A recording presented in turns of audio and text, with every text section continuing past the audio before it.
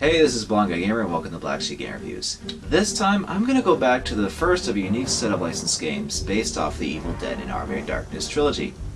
For those of you that may not know these films, they are horror movies with elements of comedy empathize more with each sequel, making them cult classics among horror and comedy fans alike. It also helps that Bruce Campbell's portrayal of the main protagonist Ash William is a hilariously smug and kick-ass character. While the movies were a moderate success at the time, they didn't quite get as much pop cultural attention as it does these days, with the only adaptations back then being a comic book series for Army of Darkness and a Commodore and ZX Spectrum game based off the first movie. Speaking of which, if you want to know more about that game, I'd check out Guru Larry's first Games Yanks Can't Wink Halloween special, since 8-bit computers aren't really my specialty. Anyway, with the advent of VHS and DVD releases, the Evil Dead series gained its cult status, and more adaptations were made to cash in on that following. And Evil Dead Hail to the King is one of them, but it's done a bit differently than most movie licensed games, as it's set after the events of the films instead of being just a straight up movie adaptation. Now, I did already talk about this game before, but I felt like I didn't really do it well nowadays. My narration wasn't that great, and I had issues with my computer and game footage at the time. Plus, I didn't get very far in the game and padded out the latter third of my review with my ever so wonderful acting and attempts to choreograph and edit fight scenes, as well as hinted a possible story arc that never went anywhere. Not that those that did actually like the review complained, which I am thankful for, though the first part on YouTube gets quite a few views while the rest don't, which usually leads to people not getting past my introduction and criticize me the best way the internet knows how to. Yeah, haters gonna hate, but I still want to go back to this and the rest of the Evil Dead games with proper input and effort put into it. Though by now, people expecting the game right away have long stopped watching this introduction and are making their poorly made, angry comments. Because you can't be on camera to talk about the game beforehand without being called an AVGN ripoff. Oh well, let's get rolling.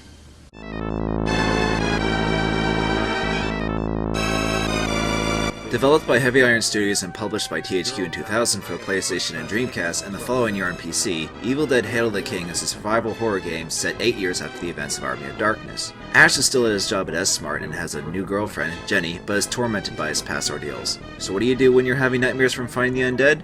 Go back to the source to face your fears along with your girlfriend, of course. What could possibly go wrong? So upon arriving at the cabin, Ash is surprised to see it perfectly intact as if nothing happened from the ending of Evil Dead 2. We never get an explanation to why the cabin is back the way it is, which is going to be a theme for a lot of things in this game, such as Ash's possessed hands showing up and turning on the tape player with Professor Novi's Necronomicon readings. Damn it, it won't shut off. If only I actually tried to turn the switch back off instead of hitting it! So that of course releases the Evil Dead, Jenny gets taken away a la Evil Dead 2, and Evil Ash shows up for his paycheck. Speaking of references, Ash then goes to recreate the infamous chainsaw rig assembly scene in computer-generated form, which makes no sense considering Ash is somehow able to make another chainsaw rig from the convenient restoration of the cabin and shed. I'm sorry, but this feels like an obnoxious way to reference Evil Dead 2 just to go, "See? This is Evil Dead! Remember this part?" Of course, I would expect the game to reference the movies, but not to the point where everything is rehashed just to appeal to the fans without any other thought put into it. It's like the nurses in Pyramid Head being in Silent Hill Homecoming. It's just lazy pandering. So lazy, in fact, that I made a list of things and references this game makes just because it's in the movies. So far we have the somehow restored cabin, the hand, the tape player, the girlfriend being taken by the Evil Dead, Evil Ash, and of course the chainsaw scene. That's 6, and we haven't even started playing the game yet. It just had to be this review I make the obligatory list in a review gag. So after that, Ash has to stop the evil forces by searching and finding the missing pages of the Necronomicon. The pages were apparently taken by Noe before he could banish the evil according to a note you get when you start, even though Ash and Andy ended up doing it at the end of Evil Dead 2 without those said pages. Good job with the continuity there! But I guess since evil's been re-unleashed, we have to resort to find the pages regardless. To get the pages back, Ash will have to explore areas outside the cabin, which includes a campground, a church, and a hillbilly house. Sure, just throwing these new areas that Ash and company somehow didn't run into before, despite being relatively close to the cabin. The whole bit about Nobi knowing the other people in areas is just a lazy way to include them within the Evil Dead setting and have the Necronomicon in the game. Okay, maybe I'm nitpicking just a little too much over this. After all, creative liberties, what lazy-made creativity there is in this game, can be forgiven if the game is at least enjoyable to play. After all, Evil Dead is known for its B-movie fun, and hopefully that translated into the gameplay, right? Alright, so the game uses fixed pre-rendered backgrounds for 3D character models and uses turret-style movement. It's a lot like Resident Evil, but minus the fun. The main reason being that movement and combat is awful. Instead of being more slower and strategic like Resident Evil's or Silent Hill's combat, we have a more faster, action-oriented combat, and it's terrible! Attacking enemies up close, particularly with the axe you start out with, is a pain in the ass.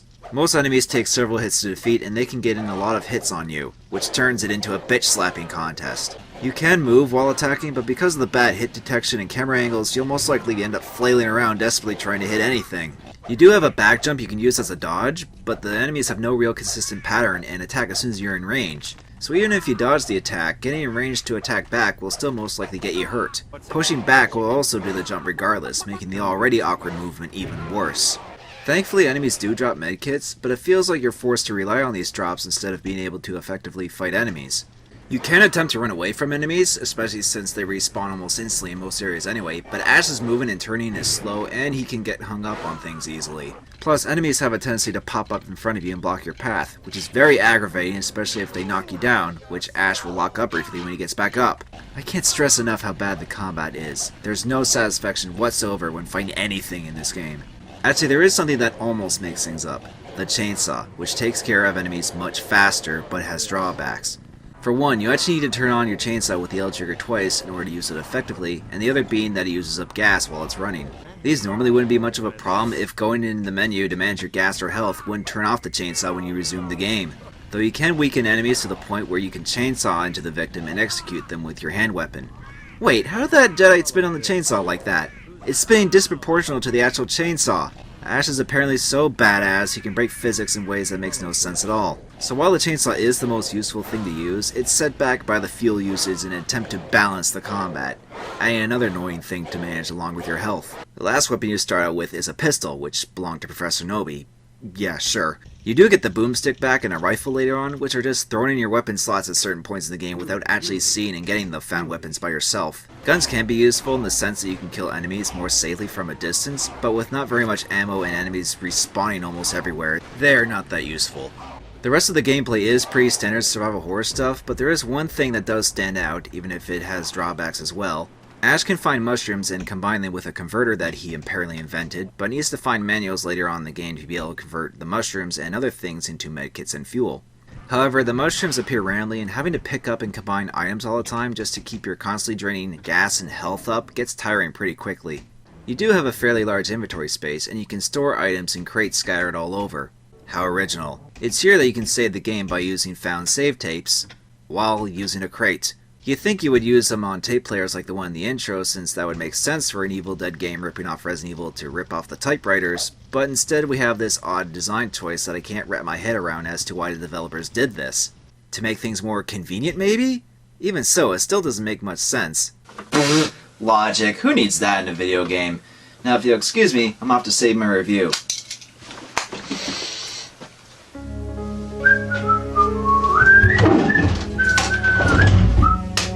Go. What? Well, if the game's gonna reuse everything from the movies, I might as well reuse something from the old review. On top of the bad design, the progression is pretty bland too. Puzzle solving is pretty basic, and it's mostly get item from here and bring it over there kind of deal. I know that's usually how survival horror games at the time played out, and figuring out what you need to do isn't that hard, so I wouldn't really complain, but going from place to place to use the items is not fun. I'll swallow your soul! Oh yeah, you'll hear that now and then when you enter areas. And it gets old very fast. What's also pointless is the ability to taunt enemies with a button. Made even more pointless when Ash will sometimes taunt when you execute enemies anyway. I know Ash is known for his one-liners in the movies, but come on! I guess appealing to the fanbase takes priority over actually making a good game. Let's go. Yo.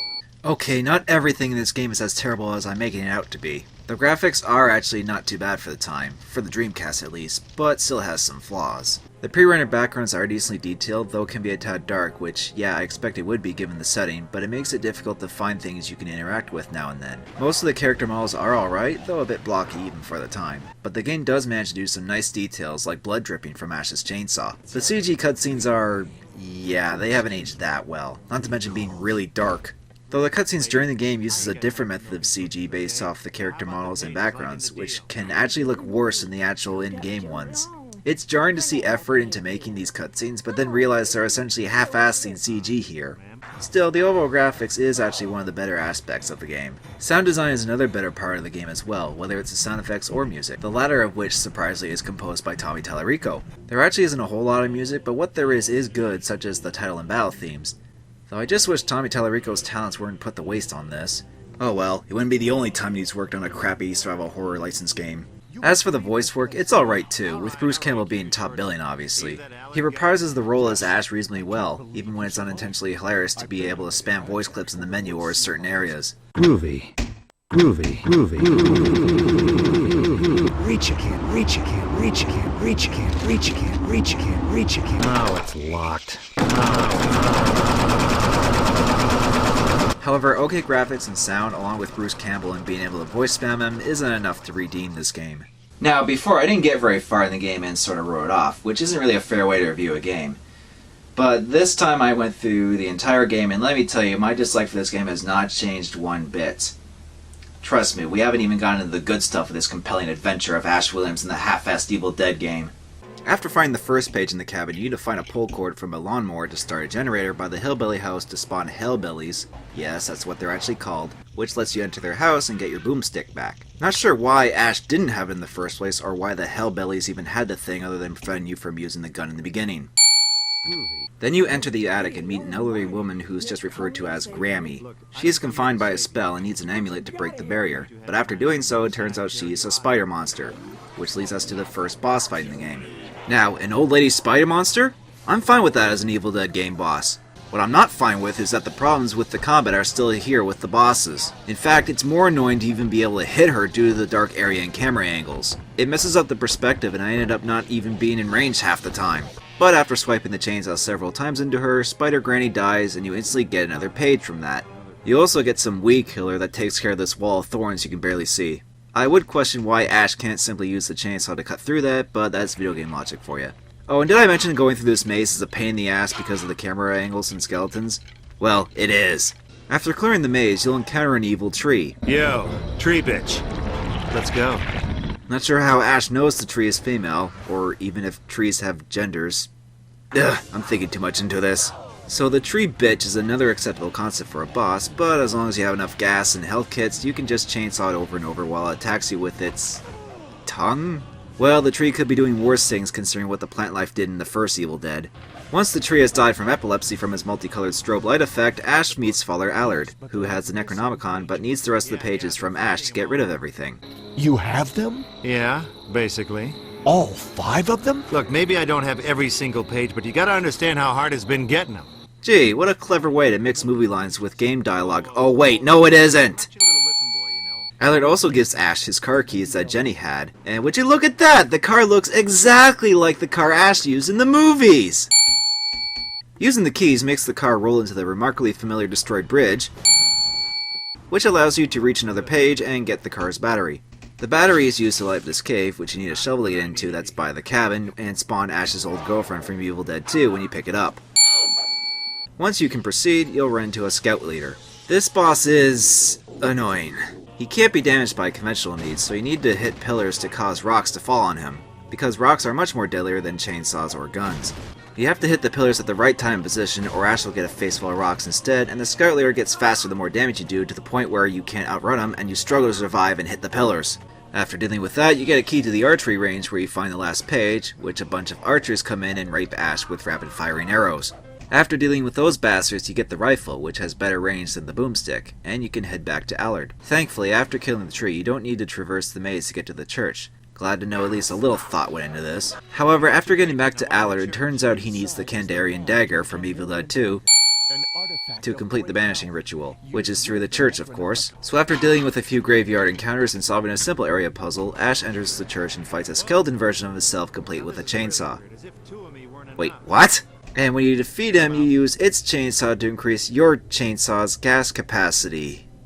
Then you go down and... Really? The film projector from the first movie? After fixing a pipe and having blood gush out everywhere, which is actually close to being an Evil Dead without the need of referencing if not for the film projector in the room, we find the dagger and... What the... Annie? You have got to be kidding me. We have to fight Annie as a boss that somehow got possessed, that's been down here for 8 years, just so we can have the dagger and yet another unnecessary connection with Evil Dead 2? And if that wasn't bad enough, she takes on a second form similar to her possessed mother's. How tasteful. Luckily, you can just time your shots and shoot her to death provided you have enough ammo. Once we get rid of that shameful boss, we get back to the cabin through the trap door. Wait, the church and cabin are somehow connected through an underground passage? Seamless level design! Anyway, Allard summons a portal that saves Jenny from being possessed, but... Ashley, is that you? Yeah, baby. It's me. Really appreciate all your help, Ashley. Oh, you bastard, you tricked me! What a twist! Oh yeah, I almost forgot about Evil Ash. He takes Jenny away and Ash follows. Right back into the Middle Ages. Only this time it's 730 AD Damascus. I don't care if you use a different date, it's still a blatant rehash of Army of Darkness. It's here you meet up with a mad poet named Abdul Aziz, who translated an Necronomicon for a guild called, the Guild. You'll have to free him so he can help Ash. Which you do by being a merchant voiced by Ryan Drummond, who set up a nearby shop with Ash's car that somehow got here despite only seeing Evil Ash, Jenny, and Ash going through the portal. He helps out by having you search for components for an explosive, and after doing so he gives you a gas can to use it with, then disappears and an enemy appears. I'm pretty sure the game implied the merchant got possessed and turned into an enemy, just in a very lazy way. One thing that does have a bit of effort put into is the inclusion of upgrades for your guns in this era, which increases the gun's power and lets you use improvised ammo for the time period. Even though I did find rifle rounds dropped by enemy soldiers earlier. Oops. Once we free Abdul, we need to go into the guild and get his notes. After solving another simple area puzzle, we fight a priestess that shoots strobe light balls at you. You can just chainsaw him despite his strobe light shockwaves, and he flies off in an odd way when you defeat him. The water in the courtyard then drains in a bad CG effect, and we go underground towards a lair for Abdul to complete the passages. There we find a door that seems to need a complex way to open. On second thought, specify this. Did I just see that? An actual funny moment that made fun of survival horror puzzles and stayed true to character without needing reminding us this is Evil Dead with stupid movie references? Give me a minute, I want to savor this. There aren't many good moments in this game. Okay, moving on. After dealing with the easiest boss in the game, we drain the CG water some more and activate another lever that lowers a drawbridge from near the beginning of the area. Seamless level design! It's here we have to get a lever handle to drain the last of the water. We then make our way to the armory and run into a boss, but can't face him yet. Grabbing weapons here won't work since they're pre-rendered into the background. Not being a key item, the fudge is pre-rendered and unobtainable. So instead we need to arm the battlements, which is used for the boss fight against the possessed armor. This is actually probably the most innovative boss fight in the game, as you have to pour molten lava then cold water on it to cause damage. The defeated armor is then used to upgrade the chainsaw into a circular one that looks like a giant pizza cutter. Once we lower the water a final time, we fight a giant thing and enter the lair. It's here you need to get a familiar to get a sign thing that you need to get where Evil Ash is and stop him from sacrificing Jenny and releasing the ancients, dark ones that used to rule the earth. Instead of a familiar, we find Ash's hand. Yep, it's just here now after only appearing in the intro before. As if that wasn't enough, we need to grab a spell book so Abdul can use the hand to get the sign. After the final simple area puzzle, we get back and Abdul has Ash control the hand to retrieve the plot device. The reason for using the hand to get this is that the bones of the Dark Ones are still there, and are enough to drive Ash or anyone that sees them completely insane, which we don't control the hand or even see for ourselves. So, don't tell you lazy hacks! Yeah, because Eternal Darkness and Call of Cthulhu would be so much more interesting if they actually didn't show the insanity-inducing creatures. Okay, so now we can finally go to where Evil Ash is. In order to safely enter the cathedral, I must first recite these words of protection. Seems simple enough. Mentos Akbar. Wait a moment. Yeah, anyone who's seen Army of Darkness knew he was a goner once he mentioned the passage must be said correctly. Finally, we get our tired, predictable face off. I got 2 words for you, pal.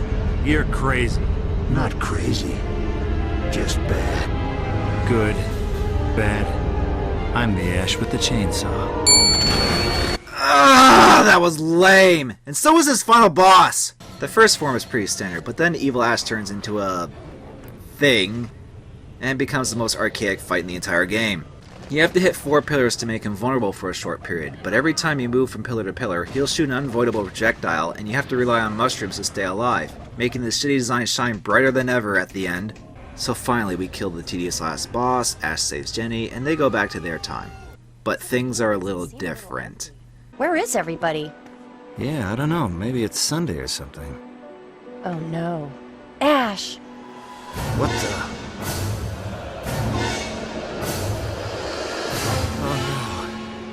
No! No! What? How does... Why would... Fuck you, game! Fuck you and your stupid fanfiction bullshit! Sorry, not even this piano rendition of the main theme helps Tommy. Not after everything I went through in this game. So, in conclusion, this game doesn't do Evil Dead or survival horror justice. The game is tedious to play, poorly and half-assed designed, and a recycling of source material instead of doing something interesting with it, along with the weekly integrated new areas and people. This game ticked me off both as a gamer and an Evil Dead fan. Although, this isn't the worst game ever. Even on the Dreamcast, it's not nearly as bad as, say, The Ring Terrace Realm. Then again, this is the same system with Code Veronica, Illblade, and even Blue Stinger if you count that as survival horror. The sad thing is that I can tell Heavy Iron Studios did try with adapting Evil Dead into a survival horror game. But it's clear they just copy and pasted Resident Evil with the poor idea to focus more on melee combat and putting in as much familiar Evil Dead elements as they could instead of something fun and original. It's no surprise that after this, Heavy Iron Studios only went on to make more crappy licensed games, mostly on Pixar films, which probably makes this one of their better games, sadly. However, despite this flop, another developer was given a chance to make another Evil Dead game, and this time, it's a step in the right direction. Next time, we'll be revisiting Evil Dead: A Fistful of Boomstick. Until then, take care. Not so fast, goody little two shoes! Oh boy, it's the evil version of me that's here for no good reason, just like in the game. What do you want? Oh, I think you know what. To cause complete uncontrollable anarchy and bring forth the apocalypse on the internet! Well, if SOPA passes, you won't have to. Touché. But I will still rule among the unleashed evil, and now that you review the Evil Dead games again, it'll grant me the power to eliminate you and take over, bringing forth my power over the internet! I haven't redone Fistful of Boomstick and Regeneration yet. Wait, what? Yeah, this time I'm reviewing from oldest to newest, as opposed to the order I reviewed the games last time. Of all the... Well, that's just great! I came all the way up here to hell just to realize I can't even do anything yet. Now what am I supposed to do? I don't know, you could stick around for the other reviews, I guess.